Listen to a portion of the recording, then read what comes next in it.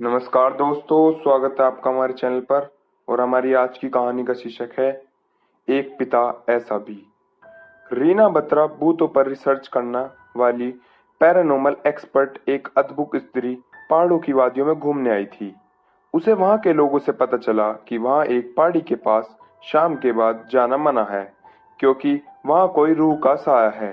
रीना बत्ता को वह दिलचस्प लगा और पहुंच गई। वो वहां उस पहाड़ी की रूह का राज पता करने अपनी पैरानॉर्मल एक्टिविटी से उसने रूह से बात करने की कोशिश भी की। पहले तो उस रूह ने उसे बहुत डराया, अलग अलग प्रपंच कर।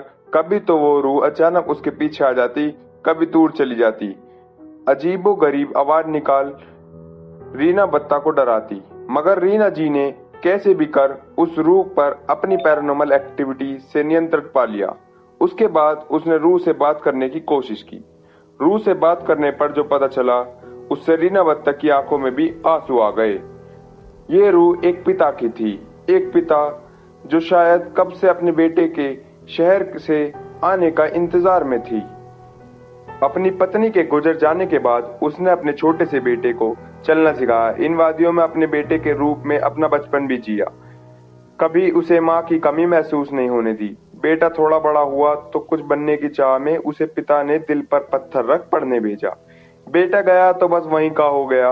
पहले वह नौकरी, फिर शादी, फिर उसका बेटा भी हो गया। मगर पिता इसी आस में रहा कि एक दिन उसका बेटा आकर उसका सहारा बनेगा। कुछ सालों बाद बेटा आया पिता से मिलने। पिता को लगा वो उनके साथ ही रहेगा। अब मगर बेटा कुछ और ही चाहता था। उसने कहा, कुछ नहीं रखा इन वादियों में पिताजी, हमारे साथ शहर चलिए। यहाँ शहरों जैसा आराम नहीं। अब पिता को यह गवार न गुजरा। उसने कहा, बेटा यहाँ तेरी माँ की यादें बसी हैं, तेरा बचपन बसा है, इनको छोड़ मैं कैसे जीऊंगा। बेटा ने एक नहीं सुनी। छोड़ गया वो पिता को मरने के लिए उन वादियों में। बेटे के जाने का गम ना बर्दाश्त कर सका वो पिता। मर गया वो, और साथ में उसके सभी सपने भी। आज भी है उसे इंतजार आएगा उसका बेटा उससे मिलने। इसी आस में भटकता है वो पिता इन वादियों में। रीना बत्ता को दिल भर आया। वो वहां से बाहर निकल गई।